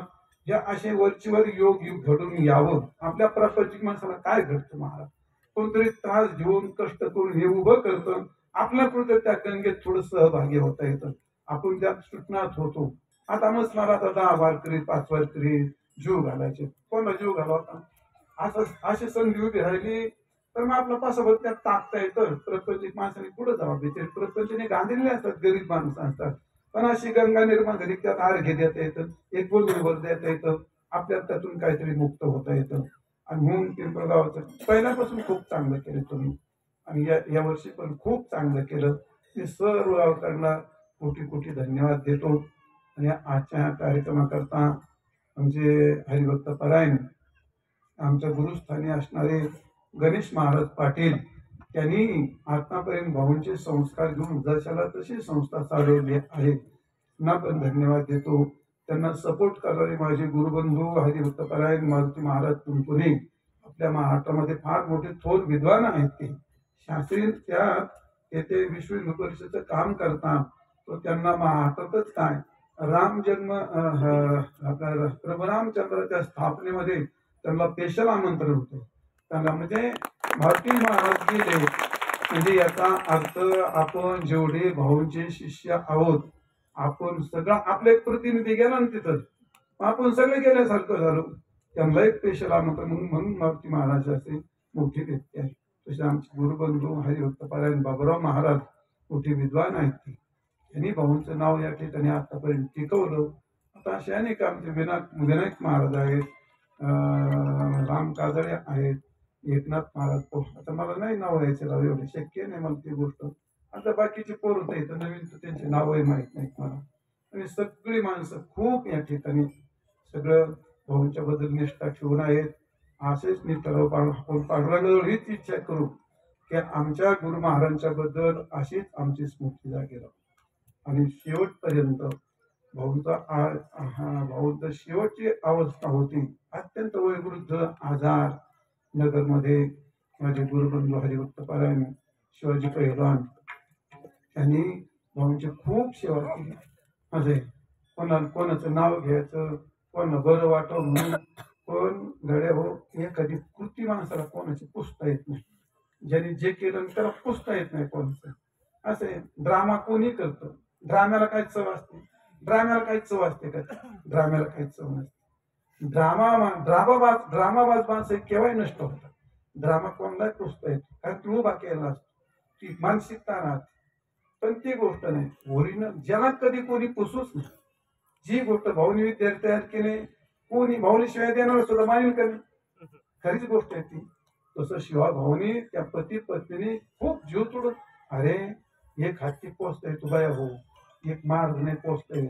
महाराजांची गोष्ट फार अवघड असते, असे फार टेन्शन असतं. महाराज काय नाही करीत, पण त्या माणसाच्या डोक्यात इतकं आदराचं भूत भरलं असतं की माझ्याकडून महाराज काही चुकू नये. महाराज कसे दिसते करून घ्या, पण त्यांच्या डोक्यात खूप मोठं मोजा असतं. हत्तीला काय 2 लाकडं जास्त टाकेल, 2 पेढे जास्त टाकेल, नंतर टाकेल, पण तसं होत नाही. एक महाराज घरात ठेवायचं म्हणलं का हत्ती 10 हत्ती पोचण्यासारखे टेन्शन असतं माणसाला. तशी गोष्ट आहे. शिवा पैलवानी 1 नाही 2 नाही 5-6 वर्ष खूप तस्ते घेतले त्यांनी. त्यांचे ते आमचे गुरुबंधू 2 विद्यार्थी, काय त्यांचं नाव शेवटी श्रीहरी, धनु आणि पवन, त्यांचे सुद्धा आपण सगळ्यांनी टाळ्या वाजवून स्वागत केलं पाहिजे. त्यांनी आता मग काय तुम्ही कोण नाही केलं, सगळ्यांना नाही करता येत ना, आम्हीच करत. मी शेवटपर्यंत भाऊ सांगू, ज्यावेळी कोणी काय नसेल मी तेवढे हजर आहे, काही नसेल तेवढे मी हजरच आहे. कारण आता सगळं चाललं उगच तिथं उगच मग काय वेळा म्हणतो उगच निष्ठा दाखवायची, उगच भाव दाखवायचा आणि पुढे निष्ठा उठवण्यासाठी. अरे निष्ठा भावना आत असते, तिला बाहेर काय शक्यतो लगेच होते. उगच रमीबाजी करून बाहेर काढायचं. भावना निष्ठा आत असते, आपली किती भावना असते किती निष्ठा असते आपल्या आत असते. तर असं आहे. म्हणजे शिवा पैलवानी पहिल्यापासून भाऊ गेले होते तेव्हा गेल्यानंतर हे प्रत्येक सप्ताहामध्ये निबार खांद्याने साथ देणं, सगळा कार्यक्रम जिथं कमी तिथं शिवा राहत आजही आहे. कारण सगळ्या ठिकाणी असतात, सगळे सारखेच असतात. काय होते अडचण बरोबर. अरे कोणाला मोठं कोणाला लहान, आपण शेवटी माणसंच आहोत. आपण काय एवढे अधिकारी नाही. आपण आपले मनच असतात, आपले मन फार कमकुवत असतात. मग आता याला नाव घेतलं, याचं नाव घेतलं, ह्यो मोठा झाला, तो जवळ आला, तो लांब गेला. ह्या भानगडी चालूच असतात. त्या समजणारी समजून घेतलं पाहिजे. आता आम्ही 4 महाराज असतो. आमचे काय 4 शिष्य या गावामध्ये असतात की नाही? 4 शिष्य. मग त्यांचे काय 4 शिष्य असतात की नाही? असतात. मग आता कोणी अजून एका त्याचे पण 4 शिष्य असतात की नाही? हे पण मग आपण सगळे महाराज सगळ्यांशी आपण त्यांचा पण आदर करावा, यांचा पण आदर करावा. तर राजकारणी माणसांनी पण हे शिक्षून घेतलं पाहिजे. गावच्या माणसांनी एक पक्ष असतो, तो एक नेता असतो, त्याचे पण कार्यकर्ते 4 असतात. एक पक्ष असतो, तो एक नेता असतो, ते पण 4 कार्यकर्ते असतात. पण आपल्या गावामध्ये ज्यावेळी कोणी त्याचा आदर करावा. आपण येण्यासारखं नाही करायचं. हे आपल्या गावातलेच आहेत, हे आपल्या गावातलेच आहेत. आपण आपला आदर करावा. आपलं काम असतं, आपलं धर्मकार्य आहे. आपण सगळ्याचा आदर करतो. या बसा. ज्यावेळी तुमच्या निवडणुका असतील त्यावेळी ते तुमचं काय असेल. पण आपण 4 विद्यार्थी, 4 महाराज एकमेकाचा आदर करणं आणि आपलं हे व्यासपीठ ते आहे. आपल्या गुरुवारांचा कार्यक्रम आहे. आपल्याकडे जे सगळे येतात ते आपले अतिथी असतात. आपण सगळ्याचा आदर करणं, आपण सगळ्यांना आदर देणं हे आपलं कर्तव्य असतं. आणि म्हणून आपण आतापर्यंत पाळायचं. आपण कोणाचा आदर करतो, कोणाचा आदर करणं हे आपलं काम असतं. आपले अतिथी असतात ते, आणि म्हणून तुम्ही करता ते. अनाथ आपण करत राहिला आहोत. असो, आता एक शेवटचा राहिला, त्यातून काही जे राहिला असेल तर दत्तो जबाबदार. आपलं काय नाही. तुम्हाला आता आठवण करून दे, कोणाचं नाव घ्यायचं राहिलं पाहिजे. आग्नीचं घर राहिलं पाहिजे.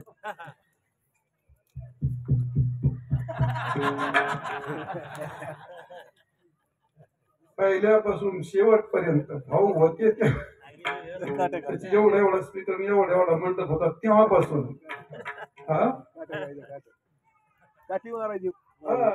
काठी काय तू आता आम्हाला दम देतोय तेव्हा. भाऊची काठी काय पण नवनाथ पहिल्यापासून. भाऊंचा सत्ता म्हटलं की पहिल्यापासून मंडप, स्पीकर वगैरे खूप भावनेने, खूप निष्ठेने. आमच्या अजून खूप प्रेम. मी मस्त बोलत होतो त्याला, पण माझ्यावर प्रेम करतो नवनाथ. तो माझ्यावर प्रेम करतो म्हणूनच एवढा मोठा चालायचो. एवढा मोठा म्हणजे असं नाही, हे मंडप पिंडप चांगला झाला. आपल्या परिसरात एक नाव लौकिक आहे नवनाथ महाराज. खूप चांगली प्रत्येक ठिकाणी सेवा करतो नवनाथ. त्याला पण धन्यवाद देतो. इथून पुढे अशी सेवा कर, काय हरकत नाही. असो, काय राहिलं आता? हा हा हा अमृत महोत्सवाचा कार्यक्रम राहिला. तर डोंगरगणला आमचे विद्यार्थी, भक्त, परिसरातली वारकरी मंडळी त्यांनी अमृत महोत्सवाचा कार्यक्रम करायचं ठरलंय. खूप मोठं आयोजन नियोजन झालंय. आता शिवरात्री दिवशी सुरू होणार आहे. ते मी आताच सांगितलं तुम्हाला. 4 भक्त असे असतात, 4 भक्त असे असतात. येंदुरीकरांचा कार्यक्रम घेतो महाराज, तुम्ही सारखे कार्यक्रम घेतला. मग ते त्यांना ते जर लोकांना, अरे पण त्यांचे भक्त आहेत ना अनेक. सामुदायिक कार्यक्रम हा, त्यांचे भक्त आहेत अनेक. आता ते मग तुम्हाला एक किस्सा सांगा करून त्याच्या एका मिनिटातच सांगू. त्या फुलंब्रीला धोकमाराचं रामायण होतं आणि त्या इंद्रिकराचा कार्यक्रम घेतला. आता ते काय पुढचं काय पाकिट झालं इधर उधर. ते पुढच्या वर्षी गेले तिथं, यांनी तिथे पाकिटच नव्हतं दिलं. तुम्ही 1 लाख रुपये द्या पहिले, मग कीर्तनाला येतो. गावकरी हे आपलं नाही जमायचं म्हणजे असं. हे आज कुठं काय असतं का म्हणजे गेले मार्ग. त्या गावात 8 आठवडा तुटला तरुण पोरचे भेटून आधीचं लागली. तो सप्ताह गेला म्हणजे आमक्या यायचा. आम्हाला 70च नाही यायचं. घेता का नाही तिथं आधी, नाही तर आम्हाला यायचं तुमच्या सप्ताह. आता काय करा, त्या माणसं घेते जर करून तरी गेले लाख रुपये. ह्या अडचणी असतात तर समाजाने समजून घेतलं पाहिजे. काहीतरी अडचणी असतात, त्यामुळे सगळ्यांना धरावं लागतं, सगळ्यांना गोळा करून ठेवावं लागतं. बरोबर चालेल, मग ठीक आहे. तर असं आहे. असो, तर सर्वांना आमंत्रण आहे. बाबूराव महाराज कोणतरी त्यांना पत्रिका देतो. आता आमचे वाघोले महाराज आहेत, त्यांना पण आमंत्रण. गणेश महाराज आहेत. गणेश महाराज कीर्तन आहे आपल्या परंपरेचं, आपल्या मोक्ष पाठशाळेचं कीर्तन असलंच पाहिजे. मी तर मोठा आग्रही होतो त्या काळामध्ये. तर सगळ्यांची कीर्तन काही ठेवता येत नाही, ती काही एवढं सगळं भरणार नाही. पण तुमतरी महाराज, बाबूराव महाराज, गणेश महाराज, वाघोले महाराज, सुभाष महाराज वाघोले, दत्तात्रय महाराज, विठ्ठल महाराज, अजून कोणी एकनाथ महाराज पोळ, अजून कोणी असतील शिवाजी नामदेवराव पोप मोहिते साहेब, अजून जे असतील ते सगळे छोटे मोठे ग्रामस्थ, पिंपळगाव, बारावाड्या, सगळ्यांना आमंत्रण आहे. शिवरत्न दत्त महाराज हुके. अरे हा, त्याचं नावच हुके. हुकला आत्माराम महाराज असे नाव सांगत पटापटा. गोकुळ महाराज आणि परकळे दादा राहिले, परकळे महाराज सगळेजण या 11 तारखेला शंकराचार्य येतात. 11 तारखेला सगळ्यांचा सत्कार करण्याला संधी मिळणार आहे. तर 11 तारखेला सर्व महाराज मंडळींनी यावं असं तुम्हाला आग्रहाचं आमंत्रण आहे. आणि परिसरातील माणसं रोजच कीर्तना करता भोजना करता येणार आहे. तुमच्या गावची पण पंगत आहे, सगळ्यांनी या, सगळ्याला आमंत्रण आहे. शिवाजी पैलवान, नाथ पैलवान सगळ्या कंपनीला आमंत्रण आहे. सर्व महाराज मंडळीला आमंत्रण आहे. आणि शेवटी माता भगिनी सर्वांना पण आमंत्रण आहे. तुम्हाला ज्यांना ज्यांना जमेल सर्वांनी सहभागी व्हा. आता आनंदाचा सोहळा आहे. असं नियोजन आयोजन झालंय. 1000-1500 लोकांची राहण्याची व्यवस्था केली आहे. सगळी व्यवस्था चांगली आहे. असो पुढे काय तर जेवढे ठरतो तुम्ही